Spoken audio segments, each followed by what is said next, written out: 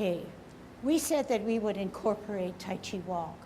And the reason why we sort of modified it is because the exercise in itself is a Tai Chi Walk in that you sit back, you twist, you T, you L, you bow. So basically, what you learned already in previous levels applies to what Tai Chi Walk is. But in Tai Chi Walk, there's a pattern. It's a zigzag. It's a zigzag alternated with a straightaway. So zigzag, straightaway, zigzag, straightaway, zigzag, straightaway. So that's the pattern. It enables you to start at one position and go directly to the opposite part of the classroom in that same straightaway. But how does it do it if we're zigzagging? It does it because after the zigzag, you do a straightaway. If your straightaway strays from you, you will not get to that same position. Okay, so find a position on the floor. We're coming forward. We're going to test out what we're doing. So we wouldn't test out if we're in the middle of I wouldn't choose a middle of a block, but I would choose definitely a line on the block, okay? So put one of your you be in that middle block, be on that line with, say, your right foot, okay? Put that right foot there. So when we get to the front position, if you were to drag that right foot on the line all the way back, you should be at home base, okay? So we're going to say, but it's not exactly. But if you're near there rather than far to the right, far to the left, you're good, all right? So nailing down what is Tai Chi Walk. Hands at our waist, which makes it a little bit more difficult, but it concentrates us on our feet alignment. We're at 50-50 good Tai Chi posture.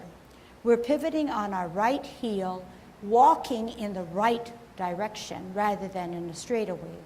Firming down on our right foot so that our left foot now takes a straightaway. So the first position was a zigzag. The second position is a straightaway. What do I mean by straightaway? The straightaway means that if I place my heel and later flatten that front foot, it'll be on a line or parallel to the line, not in any other angle. The weight now still remains on the pivoted right foot because we have not transferred the energy that's stored in our back foot to any other way. This is our gravity. This is our firmness. This is our posting and grounding. We need that for better balance. We then shift our weight. How do we shift our weight? Remember I said the energy has to draw from the bottom of your foot to the ankle, to the legs, to the knees, to the thighs, to the hips, through the torso, and then down.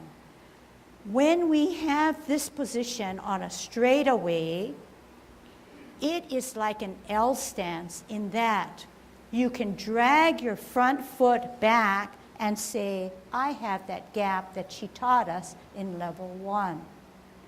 If for any reason your gap is too small, you must come out a little bit more, not long ways, but wide ways, so that there is a definite gap. And we had talked about it earlier in level 1, but that's okay. It doesn't matter. We do need reminders.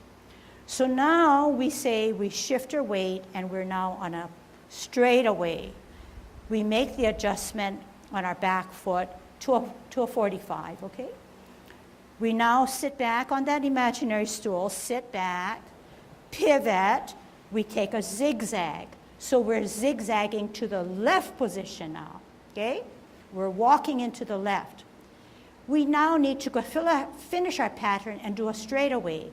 Our energy stored on our left, we gather that energy, activate it, and firmly plant it down on our straight right foot, parallel or on a line. Remember, that's the guide that's going to help us to get back home. So be aware. Sit back, lower yourself on that stool, gather that energy. Pivot to a zigzag to the right, as if you're walking in this direction, so both hips are in this direction. Don't be eager to get into your straightaway. You're walking in this direction. The weightless foot now is your left foot. It takes a straightaway. You don't really need to look down, but you're allowed to look down while you're practicing. It needs to be on a line or parallel to the line. The energy stored in this right moves it, gathers it all, powers it to a 50-50 bow stance. Sit back, sit down. We were just in a straightaway.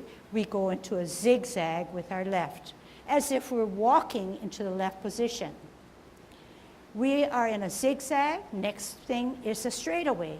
Put our heel down, gather the energy, put it down evenly, quietly in a bow stance. We are on a straightaway. We alternate. We sit back, sit down. We go on a zigzag towards our right. And on it goes. So does this require practice? I think so.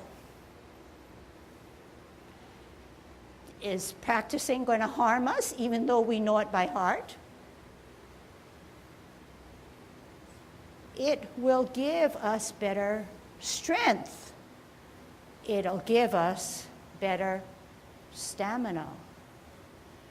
It'll be automatic, so that once we know the basis of where our feet are, we can then concentrate on our upper body. Sit back, pivot out, straight away, move that energy, bow stance. Sit back, lower, pivot out, walk in that direction, straight away, bring that energy over, bow stance. Sit back, sit down, pivot out, walk in that right direction, heel out, move that energy, bow stance. Now, I'm not going to say anything, but you know where that right foot was.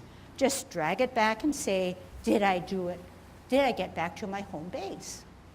And you answer that for yourself. Go back to your original position, make sure you know where your right foot was, and get on that line and walk on that line. And so, I don't need to have any feedback, but I think just by looking at where you are in your home base, you look like you got back to your position. So you did, I'd say well. But say, you didn't really care for where you got back, and rightfully so, then maybe recheck the patterns that you did. Okay? Simple, right? Is that simple? It's simple because you can check on yourself. You don't have to have someone spotting for you. So all of Tai Chi is, to me, simple, because once you gain something, you can check for yourself through listening where your alignment should be. It does take practice. And over time and practice, it gives you more strength so that you can hold your stance a little bit better. Firm down gravity. Take care of gravity. If you don't know how to take care of gravity, then falls can happen, okay?